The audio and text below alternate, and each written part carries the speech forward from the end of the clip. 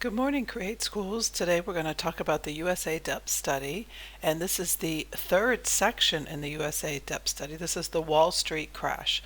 So this starts in 1929 and continues into 1930. So go ahead and get out a piece of paper and a pen and copy these notes down. And when you're ready, come on to the next slide with me. Okay, so the crash happened on October 29, 1929. So it's actually quite an easy date to remember because it's got 29 in both of them. So there are four main causes of the stock market crash. And so the first one is overproduction. And for me, overproduction is one of the biggest reasons why there was a crash. And so let me just explain what this means. So if you remember what we talked about on the previous videos, that with the assembly line, they were producing a lot of things, and what was able to happen is the prices of all these items were able to go lower. And so everyday citizens were able to buy these products, and they were also able to buy these products on credit. So when they were more expensive, they could all afford them. Now, of course, poor people didn't buy a lot of these products, and a lot of people in the country didn't buy these products. But the middle class and upper class Americans all were buying all of these things, such as vacuum cleaners, toasters, cars, a lot of things that were produced on the assembly line. So basically, back then, when they built something, they lasted for quite a long time. Not like nowadays where they make some things and they actually plan on them failing in 3 years and people getting new ones. Back then they made them and the products held for a really long time. And when they actually broke, people didn't buy new ones, they took them to get them repaired. So towards the end of the 1920s, most people had everything. So if you think about it, if you're producing toasters and everyone has toasters, and the toasters don't break, eventually what's going to happen is you are going to overproduce the toasters. You'll have toasters out there on the market and no one's going to buy them. So then what happens if no one buys those toasters, the company starts losing money. So one of the first things they do is they start firing people. And so then they have less people they have to pay. Excuse me. And so then there's less people that have money, so less people even more could buy other things. So what happens is a downward spiraling of overproduction, people losing jobs because of the overproduction, but then people can't buy other things. And so therefore the other companies that aren't overproducing or have something that's not to be overproduced, they earn less money, and so then they start firing people, and it spirals down where people just cannot afford to buy anything anymore. So that is basically your overproduction. So then number two, there's an unequal distribution of wealth. So notice how I was saying that even the poor people couldn't afford things. Rich people could afford things. So the rich people, they got even richer, and the poor people, sometimes they even became poor. And so there was a huge unequal wealth distribution in the 1920s. Oh, sorry about that, guys. So anyway, the unequal wealth distribution, basically, the poor people just couldn't afford the things that other people had, so they weren't able to help sustain the market, and the rich people were very, very rich. We did have a lot of middle class that were actually getting richer at this time as well. So then, if we think back to our four Republican policies, the high import tariffs on American goods, we all knew that this was a problem, but it was also a blessing. So although the Americans want to only buy American goods because of these high import tariffs, the other countries, they could not sell things in America. So what they did is they made high import taxes on the American goods, and the Americans were unable to sell things overseas. So when our market, the American market, became so full with the overproduced stuff, we couldn't even sell it other places because no one else wanted to buy it. And then finally, we had our speculation on the stock market. Speculation is a very important word to make sure you remember, and also buying on credit is another very important thing. And so what people were doing is they were going to the they were saying, okay, I believe the stock market is going to go up even higher and higher. So I'm going to buy a whole bunch of stock, and then once it goes up, I'm going to sell the stock and make a profit. So what people were doing is they were buying on the margin. They were buying on credit. What they were doing is they were going to the bank and saying, I would like to invest money into the stock market. Then the price is going to go up. Then when it goes up, we'll sell it. I'll give you your money back and I'll have made money. Okay? So that's called buying on margin, which is basically the same as buying on credit. So speculation is the belief that when you buy, the stock market grows up, you speculate that it's going to go up, then you sell the money and get your money back. Buying on margin means that you're borrowing the money from the bank in order to speculate on the stock market. So what happens is lots of people were speculating and lots of people were buying on margin. It was working really, really, really well. So then when the stock market crashes, all of those people who bought on margin were unable to pay their money back. And when they can't pay their money back, that means the bank had less money.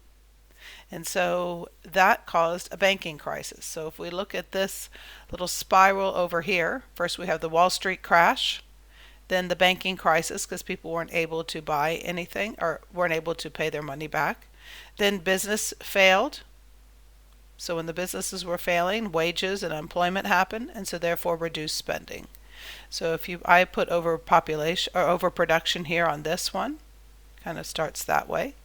Okay, the Wall Street crash caused the banking crash, caused business to fail, caused it. So between the Wall Street crash here and the overproduction here, by the time it got to here, there was huge problems. And then, of course, happened the Depression. So here is a little graph of the Black Tuesday. That's the day the stock market crashed. That would be October 29, 1929. So the stock markets fell drastically. Now, of course, they failed to the 1928 levels, so that actually the stock market was pretty high, but all these people lost lots and lots and lots of money. It did bounce back up a little bit, but then it went way low. And here's the election of Roosevelt. We'll talk about that later on. So let's start going back up.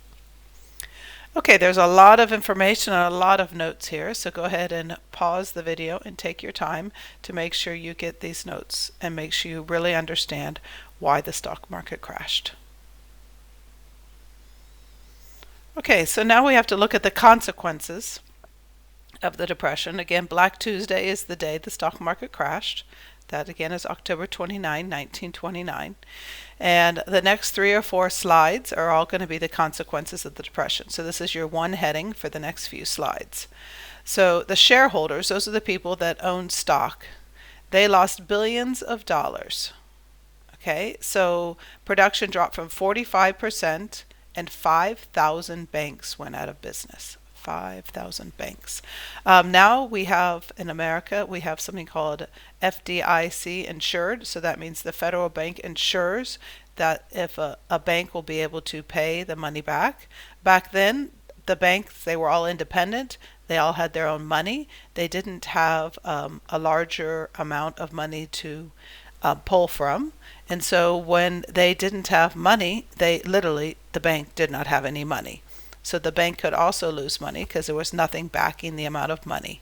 So here I've got a line of people waiting to get into the bank to withdraw their money. And basically, once so many people came and tried to withdraw their money, there basically was no money left at all. So even if you did not lose your money in the stock market, you could have lost your money in the banks. So that's something really interesting to think about. Now we think the money in our bank is safe and secure. It is, because it is backed by the federal government, but back then it was not. So here's a guy it says, I will buy this car, $100 will buy this car, but you must have cash. So here are people trying to sell everything they can. Of course, no one really had money, so no one was willing to really buy his car. By 1932, America was in the greatest economic depression in history, and over 13 million people were unemployed. Okay, so here's your first set of consequences of the Depression notes. So pause here and I'll go on to the next set. Okay, then farmers had lost a lot of their land, and you remember farmers were not really in good shape to begin with because in the 1920s they were not very prosperous. That is in my Who Didn't Benefit video, so you can go back and take a look at that. And so it became even worse, and farmers and other people who had lost all of their work, they started just traveling around, and they became known as hobos. And the hobos, a lot of times they traveled on railroad cars, so railroad cars were still transporting, and then they just jump on the railroad cars. That later became illegal, and so people were illegally doing it, still traveling around with a suitcase of all of their worldly goods. Also in the 1920s, there was the Dust Bowl, and in the Dust Bowl, what happened is when like in Oklahoma in the Midwest, so that area in the center of America but towards the south, that is very flat land, and so a lot of the trees were all cut down in order to farm.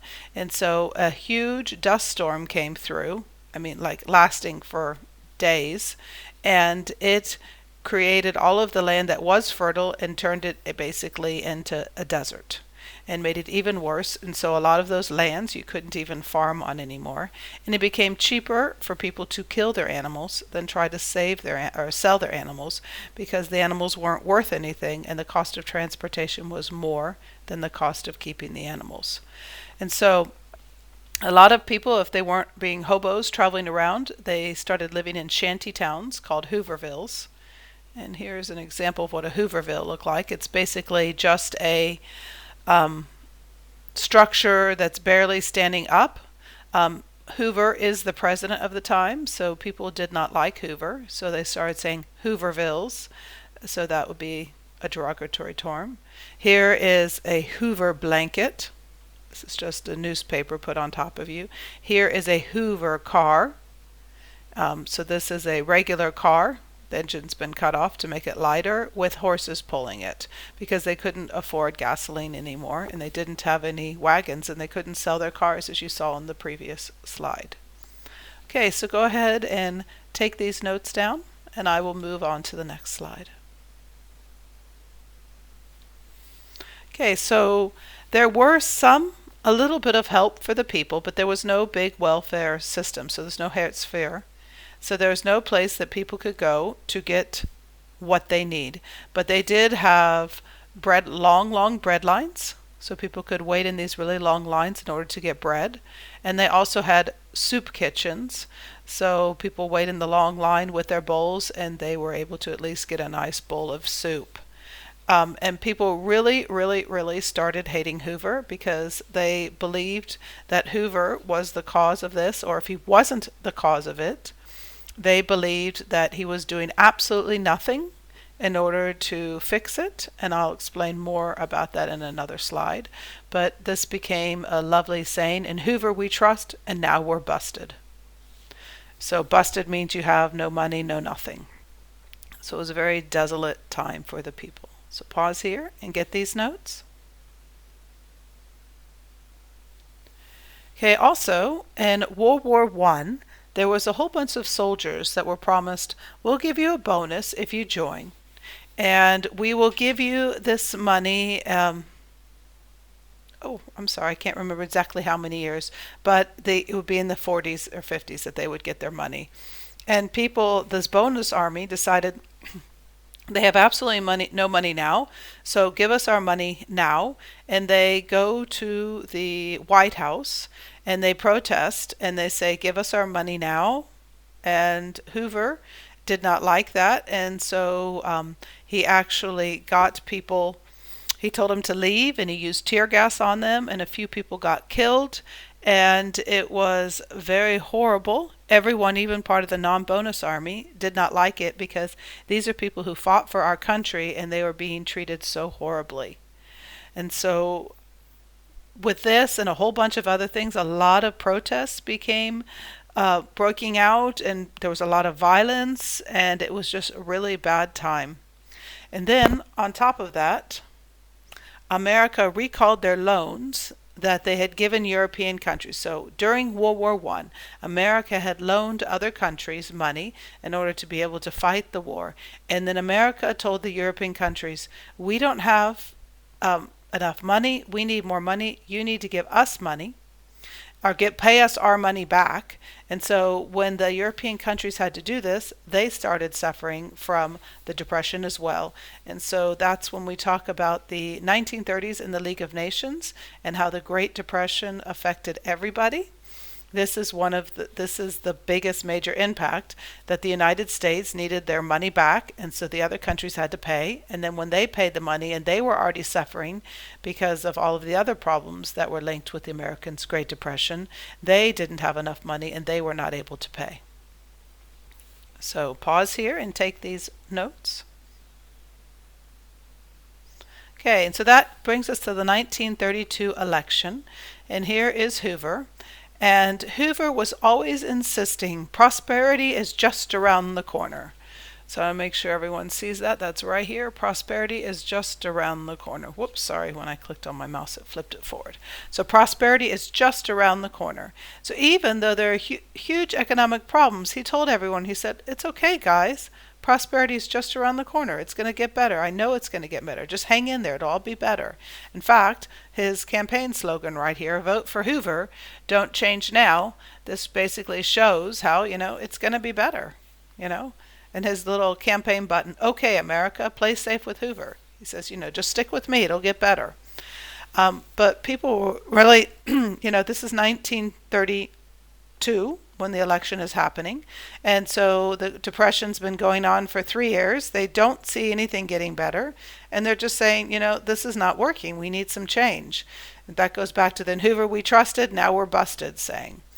And people started calling him the do-nothing president. They say he's not doing anything in order to fix the Depression. So he did try to do some things. The things he did, though, just didn't seem to work. He tried to help the banks. He tried to help tell the business leaders to, keep on giving good wages to the people so that Teufelskreis can stop. And he passed a bill that would allow Congress to spend lots of money on creating new jobs. He created the Hoover Dam, which was a huge area that were able to give people jobs and also create electricity in America. And I'm reading this last one. However, his heavy import duties strangled international trade. So that would be a negative. So, like I was telling before, with his import duties, it just made the economic problems worse. And so finally, the Republicans believed in laissez-faire and blamed the Depression on the European countries. So again, those Republican policies that we've all done a lovely paper on, or year 8 and 9 will be doing a paper on, in the end, they failed. So they were able to boost the economy, but in the end, a lot of them just made the stock market crash in the end. Okay, so Hoover was running against Franklin Roosevelt. He is, talking about we need change. So right here on his slogan, his poster, he's ready, are you? We need action. We need to do something. He says, kick out depression with a Democratic vote. He kept promising everyone a new deal. That's over here, a new deal. And he would go around by train, traveling. He traveled more than 20,000 kilometers, giving speeches to people and promising them, I'll give you a new deal. I'm going to be here. I know for you. I know that the government is causing the problems. I'm going to help us fix it. I'm going to come up with an action plan, and I'm going to give you a new deal. He believed in a strong, active government to improve ordinary lives, so no more laissez-faire. And he planned to spend public money to create jobs and solve the problems. And he was also keen to seek advice on important issues. So basically, he wouldn't just say, this is what it has to do. He actually went around and asked people, what do you think we need? How can I help you? What can we do? And so then he traveled around by train, promising everyone, this is the new deal I'm going to give you. I'm going to create jobs for you. I'm going to help everyone, and I'm going to help it all come back. And so he actually won the election Not surprising, you've got one president saying, okay, pause this right here, take these notes down, and then I will go to the next slide because the next slide is what I'm starting to talk about right now. So pause here. So basically we've got our two presidents right here. Here is Roosevelt saying, I promise you a new deal. And we've got Hoover saying, prosperity is just around the corner. So when you're a poor person, I mean, what are you going to do? You want someone who's going to give you something new, not just saying, okay, it's going to be okay. And so as a result of Hoover not accepting the fact that we need to actually change, the Democrats won. So it's not just that Roosevelt was such a good speaker and really was paying attention to the people. We have Hoover over here basically shooting himself in the foot, saying, you know, we don't need to change, everything's fine, no problem, prosperity's around the corner. So this is a very scary map. I'm positive you guys have all been watching all the other maps with the Trump-Biden election. And so 472 votes for Roosevelt, 59 votes for Hoover. You needed 270 to win. So basically, Hoover just won a few states, and Roosevelt had a massive election. Lots of people. It was the worst defeat that the Republicans have ever suffered. Okay, that was our last slide here. Go ahead and pause the video and finish taking these. And if you have any questions, let me know.